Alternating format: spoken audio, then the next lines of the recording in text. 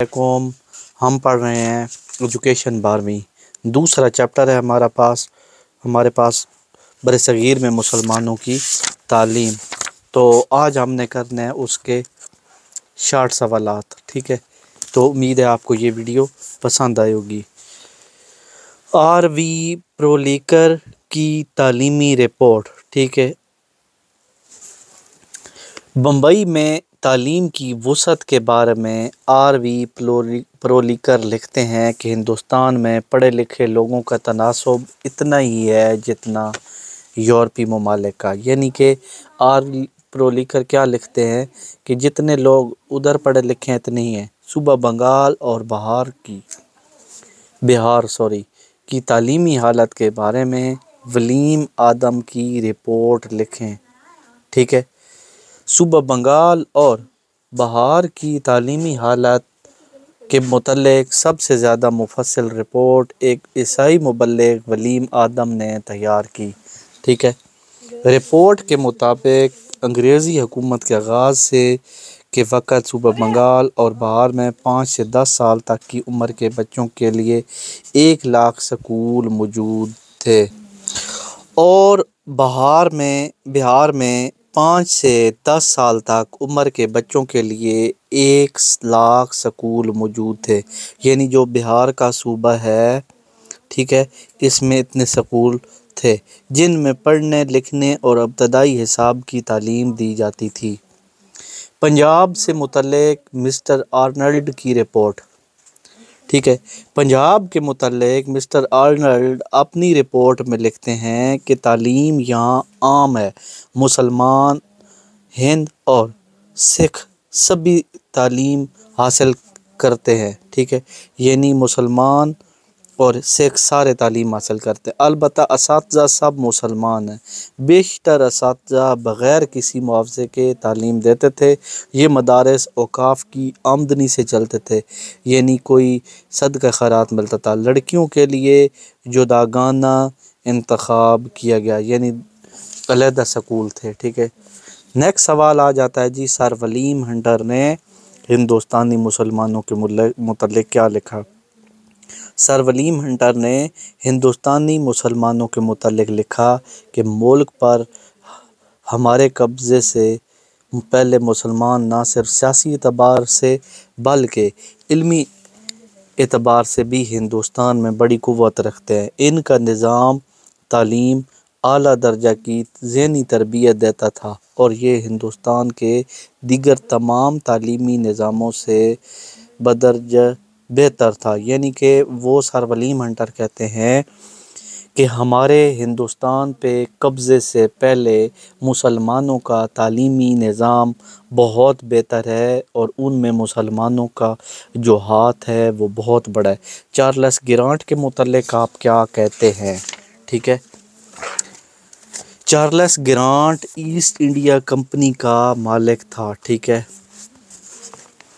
हिंदुस्तान में कंपनी की तालीमी पॉलिसी का भी बानी था। यानी हिंदुस्तान में, इंडिया और पाकिस्तान में बरतानवी तालीमी पॉलिसी भी चार्ल्स ग्रांट के तसव्वुरात की बुनियादी हैसियत थी। यानी को चार्ल्स ग्रांट ने जो तालीमी तरीका पेश किया वही राज किया गया था। ठीक है, इसलिए चार्ल्स ग्रांट को हमारे मौजूदा निज़ाम का भी बानी कहते हैं। यानी जो अब आजकल पाकिस्तान में तालीम है उस या हिंदुस्तान में, वो भी चार्ल्स ग्रांट की ही है। चार्ल्स ग्रांट को मौजूदा निज़ाम तालीम का बाबा तालीम क्यों कहते हैं। चार्ल्स ग्रांट ने बरतानवी हुकूमत को हिंदुस्तानियों की तालीम की ज़िम्मेदारी कबूल करने का मशवरा दिया। यानी इसने कहा कि भाई इनको भी तालीम दें। ठीक है, अंग्रेज़ी ज़बान को ज़रिया तालीम बनाने के साथ साथ अंग्रेज़ी ज़बान व अदब को निसाब में शामिल करने की भी सिफारिश की। यानी इसने ये भी कहा कि भाई इसको भी इसमें डालो तालीम में, ताकि उन्हें मगरबी उलूम के साथ साथ ईसाईयत की तालीम भी दी जा सके। चूँकि बाद की बरतानवी तालीमी पॉलिसी में चार्ल्स ग्रांट के इन तसव्वुरात को बुनियादी हैसियत हासिल रही, इसलिए इसको बरसगीर के मौजूदा निज़ाम तालीम का बानी या बाबा तालीम कहते हैं। यानी कि इसी ने तसव्वुर दिया था कि मुसलमानों को और हिंदुस्तान के सारे लोगों को तालीम सिखाओ। चार्टर्ड एक्ट 1813 के 2 निकात तालीम का अवलीन मकसद अहले हिंद तक ईसाइयों का पैगाम पहुँचाना। मगरबी अलूम व साइंस की तालीम अंग्रेज़ी ज़बान के ज़रिए दी जाए। लॉर्ड मिकाले ने किन अल्फाज में बरसगीर में तालीम का मकसद वाज़ेह किया, यानी जो लॉर्ड मिकाले है उसने किन अल्फाज में बरसगीर में तालीम का निज़ाम वाज़ेह किया। ठीक है, लॉर्ड मिकाले ने वाज़ेह तौर पे कहा, बरसगीर में तालीम का मकसद ऐसी नस्ल तैयार करना है जो मगरबी नज़रियात और अफकार व नज़रियात की तर्जमान हो। यानी कि लॉर्ड मिकाले ने कहा कि भाई यहाँ ऐसी तालीम राइज करनी है कि जो यहाँ पे अंग्रेज़ लोग हैं ना, मगरब वाले, उनके जैसा सिस्टम लाना है यहाँ पे। रंग व नस्ल के अतबार से बिलाशुबा हिंदी, लेकिन फ़िक्र नज़र और सीरत अखलाक के अतबार से खालिस अंग्रेज़। यानी रंग व नस्ल के अतबार से तो वो हिंदुस्तानी हों, लेकिन उनका जो बोलने का तरीका, ढंग, लिबास, सारी चीज़ें वो अंग्रेज़ी हों। लॉर्ड मिकाले पे नोट लिखें। लॉर्ड मिकाले 1833 में हिंदुस्तान में आया। मिकाले सुप्रीम कौंसल का मेंबर और पब्लिक इंस्ट्रक्शन कमेटी का सेक्रेटरी था। मिकाले का अहम तरीन मकसद हिंदी नस्ल को फ़िक्र नज़र, सीरत व अखलाक के अतबार से अंग्रेज़ बनाना था। यानी कि वो चाहता था कि जो हिंदू हैं वो वैसे तो हिंदू ही रहे, लेकिन बोलने चालने में, लिबास में, उनके तरीक़ाकार में अंग्रेज़ लगें। ठीक है, तो नेक्स्ट आ गया जी, what is the Bentinck resolution. Bentinck resolution से क्या मुराद है? मिकाले ने 1813 के एक्ट की रूह से मशरक़ी उलूम की तरक्की के लिए दी जाने वाली इमदाद बंद करने की सिफारिश की। यानी लॉर्ड मिकाले 1813 के मशरक़ी उलूम, यानी कि ये जो हमारे उलूम थे, कुरान पाक, सीरत, ये वो, इनके उलूम के लिए जो पैसे दिए जाते थे, कहा कि ये बंद कर दो, ताकि सिर्फ वो अंग्रेज़ी, और वाज़े तौर पे कहा कि तालीम का मकसद ऐसी नस्ल तैयार करना है जो मगरबी अफकार और नज़रियात के तर्जमान हो। यानी कि ऐसे लोग पैदा करते हैं जो अंग्रेज़ों के वफ़ादार हैं, जो रंग व नस्ल के अतबार से तो हिंदू हों, लेकिन फ़िक्र व अमल, सीरत, यानी उनका जो सीरत हो, बाकी सारा सिस्टम वो अंग्रेज़ी हो। मिकाले की इन सिफारिशात की रोशनी में तैयार होने वाली पॉलिसी को बेटिंग रेजोल्यूशन कहते हैं। बीटिंग रेजोल्यूशन, ठीक है, या बेंटिंग रेजोल्यूशन। बेंटिंग रेजोल्यूशन की दो सिफारिशात, यानी कि इसने क्या कहा, ठीक है, या निकात भी आ सकते हैं, घुमा के इस तरह भी लिख सकते हैं। सरकारी तालीम का मकसद मगरबी उलूम व साइंस का फ़रोग़। यानी कि तालीम का मकसद क्या है? मगरबी जो उलूम है ना, अंग्रेज़ों वाले उलूम, उनको राज करना है। ठीक है, समझ आ गई है। मुल्क की सरकारी ज़बान फ़ारसी के बजाय अंग्रेज़ी होगी। यानी कि वो कहते हैं कि भाई फ़ारसी के बजाय अंग्रेज़ी ज़बान होगी। लॉर्ड डायरिंग ने 1844 में क्या ऐलान किया था? What is the Lord herding, ठीक है, अनाउंसमेंट इन 1844।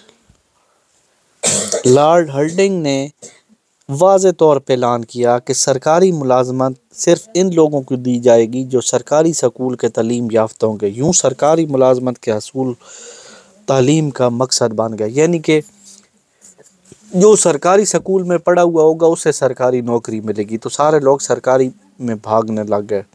1813 से 1854 तक के दौर के चार अहम तालीमी वाक़यात। 1815 में सरकारी सतह पर बम्बई एजुकेशन सोसाइटी कायम की गई। 1836 में नई तर्ज पर Hooghly college Kolkata, medical college Kolkata का क़याम अमल में आया। 1844 में हिंद कॉलेज कोलकाता इंजीनियरिंग की क्लासें शुरू हुई। 1847 में इंजीनियरिंग कॉलेज रोड की तामीर किया गया, यानी इंजीनियरिंग कॉलेज रड की कायम किया गया। ठीक है, इंजीनियरिंग कॉलेज। वुड स्पीच पे मुख्तसर नोट लिखें। वुड स्पीच को वुड्स का मरासला भी कहा जाता है।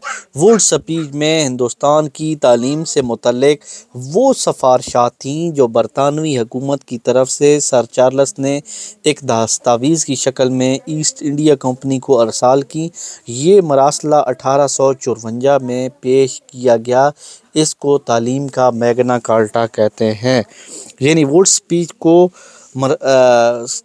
को वुड्स का मरासला कहते हैं। वुड स्पीच में हिंदुस्तान की तालीम के मुतल्लिक वो सिफारिशात पेश की जो बरतानवी हुकूमत से सर चार्ल्स ने एक दस्तावेज़, यानी कि इसने ज़ोर दिया कि वो तालीम दी जाए जो बरतानिया ने हिंदुस्तान में राज की, ईस्ट इंडिया कंपनी को अरसाल की।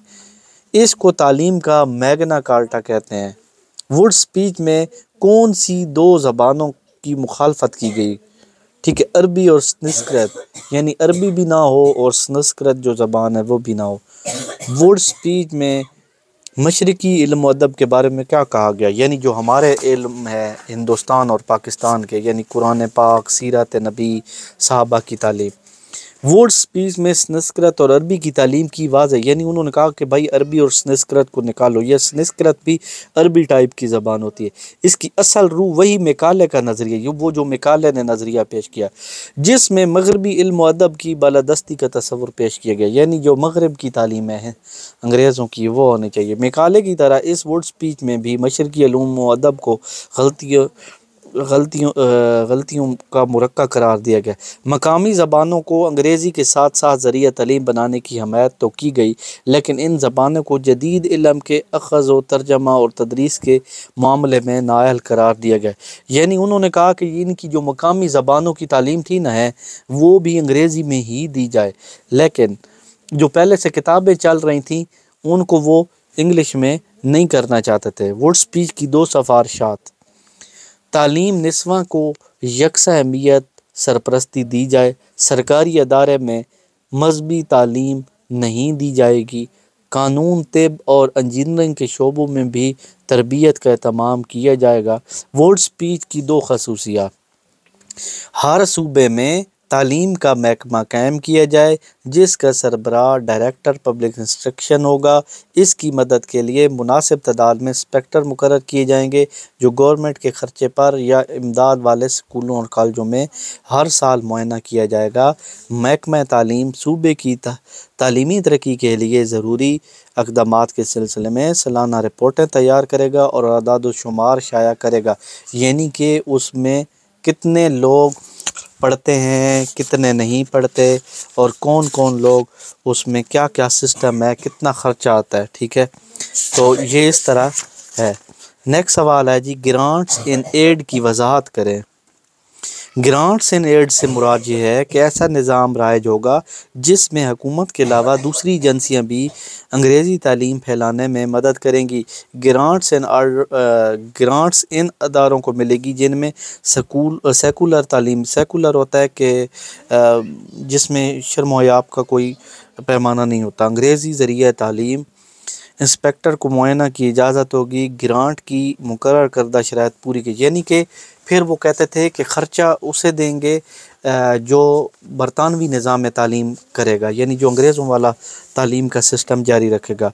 सार्जेंट रिपोर्ट के कोई से 3 निकास सिफारिशात: 14 बरस की उम्र तक तमाम बच्चों के लिए तालीम मुफ्ती होगी, 12 से 16 साल की उम्र तक हाई स्कूल की तालीम दी जाएगी। ठीक है, नेक्स्ट है बच्चों के लिए समाजी और तफरीही मशागिल का क़याम, ठीक है, करना भी सार्जेंट की स्कीम में शामिल है। सार्जेंट रिपोर्ट ने कौन सी 2 किस्म के हाई स्कूल तजवीज़ किए? अमूमी हाई स्कूल और technical high school. Sergeant report ने किस किस्म की तालीम के लिए अमूमी हाई स्कूल तजवीज़ किए? आर्ट की तालीम के लिए और साइंस की तालीम के लिए। फिर आ गया जी, मुसलमानों के निज़ाम तालीम की 2 खसूसियात। मुसलमानों की जो तालीम आम थी और मुफ्त थी। तालीमी अदारे माली तौर पे आज़ाद और ख़ुद मुख्तियार थे और इल्मी तौर पे हुकूमती असरात से पाक थे, यानी उनमें ये नहीं कि जो हुकूमत की बातें हैं उसमें घुसेड़ते थे, नहीं। बरतानवी निज़ाम तालीम की 2 खसूसियात। बरतानवी निज़ाम तालीम अपनी सास और तरीक़ के लिहाज से मकामी निज़ाम तालीम खसूसन मुसलमानों के तालीमी विरसा के ख़िलाफ़ थे। बरतानवी निज़ाम तालीम किसी तरह भी एक नज़रियाती मुमलकत के तकाज़ों को पूरा नहीं करता था। अमली तौर पे तालीमी पॉलिसियों में मगरबी अलूम व फ़नून, तहज़ीब और कल्चर की तरोीज को मरकज़ी और नुमायाँ मकाम हासिल रहा। यानी कि जो बरतानवी निज़ाम तालीम था वो कैसा था कि एक नज़रियाती मुमलकत के तकाज़ों को पूरा नहीं करता था। हमारा मुल्क जो था वो नज़रियाती था तो उसको भी पूरा नहीं करता था। उसके बाद मुसलमानों का जो तालीमी विरसा था, कुरान पाक, हदीस, ये वो उनके भी वो ख़िलाफ़ था। अमली तौर पे वो हमारे जो मुसलमान हैं इनका दुश्मनों का सिस्टम था। बरतानवी दौर में तालीम में सेकुलर पॉलिसी से क्या मुराद है? बरतानवी दौर में तालीम में सेकुलर पॉलिसी से मुराद ये थी कि ईसाईयत के सिवा किसी भी दूसरे मज़हब को निज़ाम तालीम में कोई दखल अंदाज़ी नहीं था। यानी ईसाइयों के अलावा बरतानवी निज़ाम तालीम में सेकुलर पॉलिसी से मुराद ये थी कि ईसाई के अलावा दूसरे मज़हब को निज़ाम तालीम में कोई दखल अंदाज़ी नहीं, यानी ईसाई ही तालीम दे सकते हैं, बाकी नहीं। बरतानवी निज़ाम तालीम के दो मकासद: हुकूमत बरतानिया के लिए वफ़ादार मुलाज़मीन की फ़राहमी। यानी बरतानिया निज़ाम तालीम यह था कि भाई बरतानिया को जो हुकूमत थी यानी अंग्रेज़ों का वफ़ादार कुत्ता बनाना, हिंदुस्तान में ईसाईयत की तबलीग, यानी हिंदुस्तान के लोग हैं इनको ईसाई बनाना शुरू कर दो। ठीक हो गया। नेक्स्ट आ गया जी मगरब ज़दा ज़हनियत की मालिक महकूम पैदा करना। यानी कि मगरब के अंदर जो हमारे जो लोग थे इंडिया और पाकिस्तान के, इनको ईसाईयत की तरह बनाना। बरतानवी निज़ाम तालीम में अंग्रेज़ों का मकाम दो नुकात से वाज़े करें। यानी बरतानवी जो निज़ाम तालीम में अंग्रेज़ों का मकाम क्या था? अंग्रेज़ को तीसरी जमात से BA तक लाजमी करार दिया गया। यानी कि अंग्रेज़ी जो ज़बान है तीसरी तक लाजमी, तीसरी से 14वीं क्लास तक लाजमी है। टाइम टेबल में सबसे ज़्यादा वक़्त अंग्रेज़ी को तदरीस के लिए मुख्तसस था। यानी कि टाइम टेबल में सबसे ज़्यादा टाइम अंग्रेज़ी को दिया जाता। अंग्रेज़ी के उस्ताद को सबसे ज़्यादा इज़्ज़त हासिल थी। मुलाज़मीन भी सिर्फ़ अंग्रेज़ी जानने वाले को मिलती थी, यानी जो थोड़ी बहुत इंग्लिश बोल रहता था उसे ही नौकरी देते थे। बरतानवी निज़ाम तालीम में मज़मून सियासियात की अहमियत। सियासियात का मगरबी तसव्वुर अल्लाह की हकमियत से मुतसादिम था। यानी कि जो अंग्रेज़ों थे वो कहते थे कि हकमियत अल्लाह की नहीं है, इंसानों की है, जबकि हम क्या कहते हैं, हकमियत अल्लाह की है। इसमें इस्लामी नज़रिए की कोई गुंजाइश मौजूद बिल्कुल भी नहीं थी। ये एक लादीन निज़ाम था, यानी इस्लाम से इसका कोई वास्ता नहीं था। इसलिए इस मज़मून के लिए मगरबी तालीम का फ़रोग़ था। यानी ये जो मज़मून है इसका तरीक़ाकार मगरबी तालीम का फ़रोग़ था। बरसगीर में बरतानवी निज़ाम तालीम पढ़ाए जाने वाले दो मज़ामीन तहरीर करें। अंग्रेज़ी पढ़ाई जाती तारीख़, मुआशियात, सियासियात और साइंस। बरतानवी निज़ाम इम्तिहान की दो खसूसियात, यानी उस दौर में इम्तिहान पेपर कैसे होते थे। ठीक है। बरतानवी निज़ाम में इम्तिहान को निसाब पर बालादस्ती हासिल थी। यानी निसाब जो था उस पे इम्तिहान बहुत इम्पोर्टेंट तस्वुर किया जाता था। तालबा का ताल्लुक सिर्फ नंबर हासिल करने तक महदूद हो गया। यानी बच्चे थे कि बस नंबर हासिल करने हैं, जैसे आज हो रहा है। अमली तदरीस के अतबार से ये निज़ाम बाकिरदार, बाअमल और तरबियत याफ्ता अफराद पैदा करने में नाकाम रहा। यानी बच्चे यही चाहते हैं कि बस किसी तरह नंबर हासिल करने हैं, पढ़ना वढ़ना उन्होंने कोई नहीं है। उस्ताद को एक सरकारी मुलाजिम बनाकर इसकी मौलमाना हैसियत, यानी पुराने दौर में उस्ताद की इज़्ज़त होती थी, लेकिन अब कहते हैं कि बस एक सरकारी मुलाजिम है। अंग्रेज़ों ने मुसलमानों के तालीमी निज़ाम के ख़ात्मे के लिए कौन कौन से कदम उठाए? यानी जो अंग्रेज़ हैं उन्होंने मुसलमानों का जो सिस्टम तालीम था उसको ख़त्म करने के लिए क्या तरीका अख्तियार किया? 1857 की जंग आज़ादी के बाद अंग्रेज़ों ने मुसलमानों को कुचलने के लिए क्या इक़दामात किए? यानी ये सवाल इस तरह भी आ सकता है, इस तरह भी आ सकता है। ठीक हो गया। मुसलमानों के निज़ाम तालीम को मनसूख किया, यानी मुसलमान की जो पढ़ाई लिखाई है उसको ख़त्म। तालीमी अदारे मुंसलिक औकाफ पर कब्ज़ा, यानी तालीमी अदारों पे भी कब्ज़ा कर लिया। अरबी और फ़ारसी ज़बान पे पाबंदी लग गई। मुलाज़मतें सिर्फ़ सरकारी मुलाज़मतों को मिलेंगी और उन लोगों को मिलेंगी जो अंग्रेज़ी जानते हों और सरकारी स्कूल में पढ़े हूँ। तहरीक अलीगढ़ मुसलमानों के किस तबका की नुमाइंदा तहरीक थी? तहरीक अलीगढ़ मुसलमानों के उस तबका की नुमाइंदा तहरीक थी जिसकी राय थी कि मुसलमानों को मौजूदा हालात से समझौता करते हुए मगरबी तालीम हासिल करना चाहिए, अंग्रेज़ों के निज़ाम तालीम से इस्तेफ़ादा करते हुए मुस्तक़बिल में सियासी आज़ादी की कोशिश करनी चाहिए। यानी कि सर सैयद अहमद कहते थे कि भाई आप लोग अंग्रेज़ी सीखो, उससे फ़ायदा उठाओ और फिर इन अंग्रेज़ों से आज़ादी हासिल करो, यानी इनकी तालीम को इनके ख़िलाफ़ इस्तेमाल करो। तहरीक देवबंद का पस मंज़र, मुसलमानों ने बरतानवी कब्ज़े और निज़ाम तालीम को ज़हनी तौर पे कबूल ना किया, यानी जो मुसलमान थे इन्होंने कहा कि भाई हमने ना ये निज़ाम तालीम कबूल नहीं करना। इस तरह इनकी तहज़ीबी इक़दार और इल्मी रवायात ख़त्म हो जाएंगी। मुसलमानों को मगरबी निज़ाम तालीम से ख़तरा था, यानी मुसलमान चाहते थे कि उनको जो अंग्रेज़ों की ज़बान है, ये सिस्टम है, उससे ख़तरा था। ऐसी सूरत हाल में मुसलमानों की आइंदा नस्लों की इस्लामी खतूत पर तरबियत करना, इनको मगरबी अफ़कार और बेदीनी यलगार के मुकाबले, यानी ये जो देवबंद फ़िक्का था, इन्होंने ये कोशिश की है कि भाई जो अंग्रेज़ी सिस्टम है उसको नहीं पढ़ना, हमने अपना जो इस्लामी सिस्टम है उसी को कबूल करना है, और अंग्रेज़ तो चाहते ही नहीं है कि हम तरक्की करें। मुसलमानों की दो अहम तलीमी तरीक़ों के नाम बिमा बानी, यानी मुसलमानों की अहम तालीमी तहरीकें, तहरीक देवबंद थी मौलाना कासिम नानूतवी की, तहरीक अलीगढ़ थी सर सैयद की। तहरीक देवबंद के दो असबाब, वजूहात, मकासद, महरक़ात, ये इस तरह पूछा जा सकता है, ठीक है। यानी इसके असबाब क्या थे, वजूहात क्या थी, मकासद क्या, इस्लाम का या इस्लाम को फैलाना और तबलीग इस्लाम, इस्लाम की तबलीग करना। तहरीक देवबंद के दो मशहूर मुसन्निफ़ीन के नाम, मौलाना महमूदुल हसन, दूसरे थे मौलाना अशरफ अली थानवी, ठीक है। तहरीक देवबंद मुसलमानों के किस तबका की नुमाइंदा जमात नुमाइंदा तहरीक थी?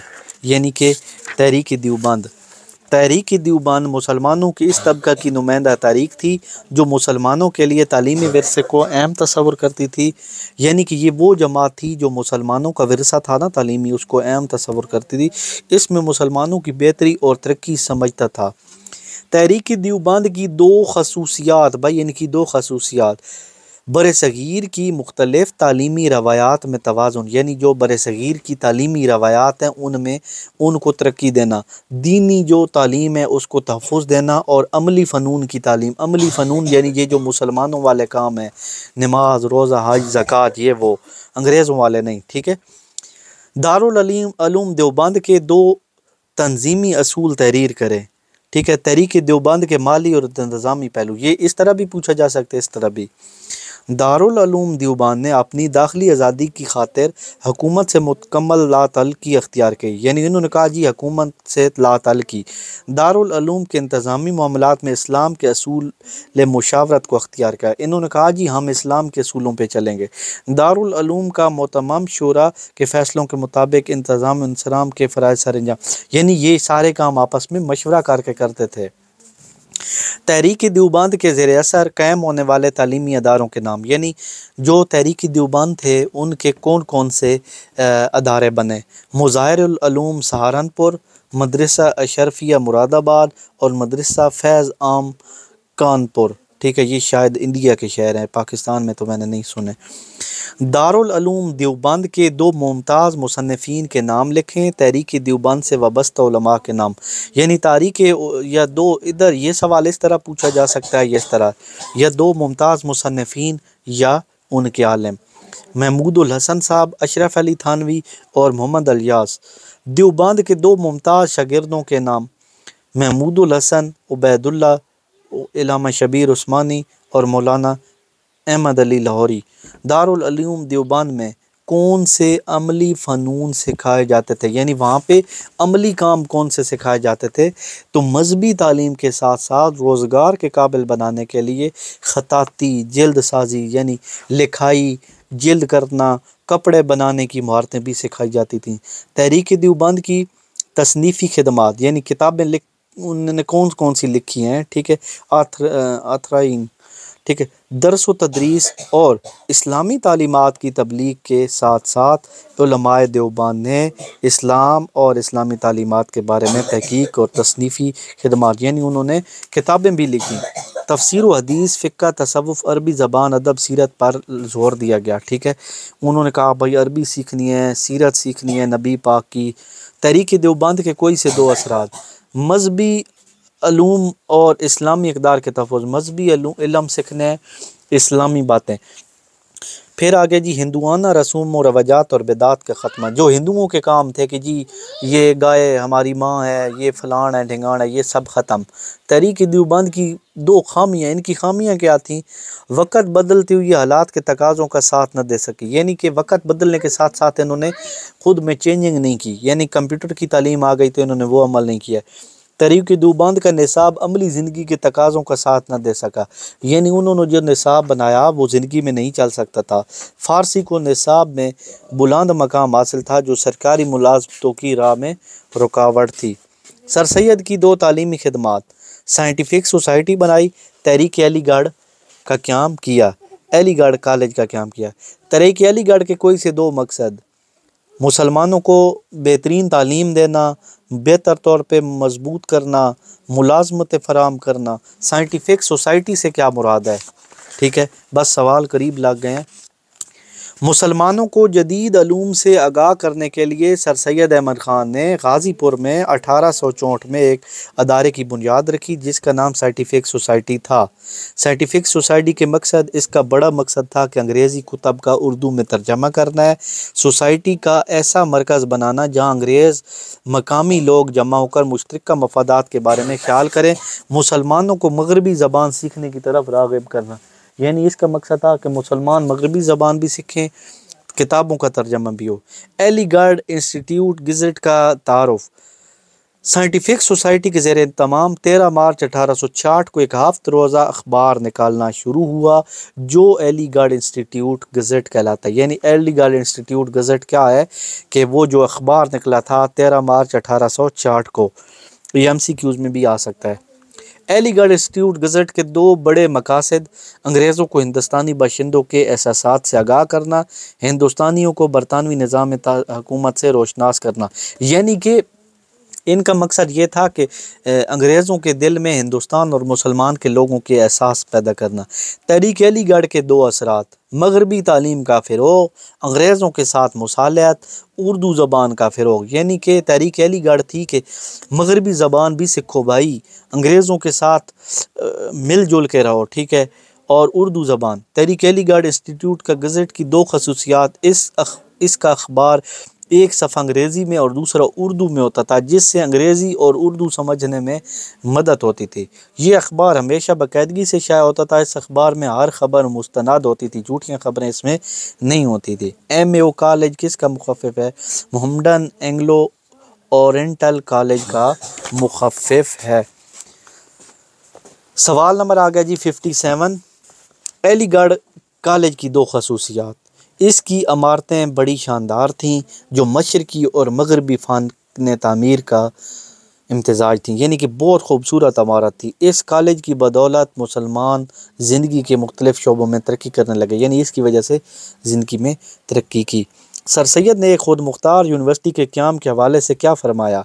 सर सैयद ने फ़रमाया, दोस्तों हमारे तालीम इस वक्त मुकम्मल होगी जब ये तालीम ख़ुद हमारे हाथ में होगी, यूनिवर्सिटियों की ग़ुलामी से निजात मिलेगी, हम आप अपनी तालीम के मालिक होंगे, फ़लसफ़ा हमारे दाएं हाथ में होगा और नेचुरल साइंस बाएं हाथ में, और ला इलाहा इल्लल्लाह का सरताज हमारे सर पे होगा। यानी कि उनका कहना ये होगा कि अब हम किसके महताज हैं? अंग्रेज़ों की। हम उनकी तालीम पढ़ रहे हैं। मज़ा तब आएगा जब हमारे हाथ में ख़ुद की तालीम होगी। फिर आ गया जी मोहम्मडन एजुकेशनल कॉन्फ्रेंस पर मुख्तसर नोट लिखें। सर सैयद अहमद ख़ान चाहते थे बरसग़ीर के तमाम मुसलमानों की तालीम व तरबियत का मुनासिब इंतज़ाम हो।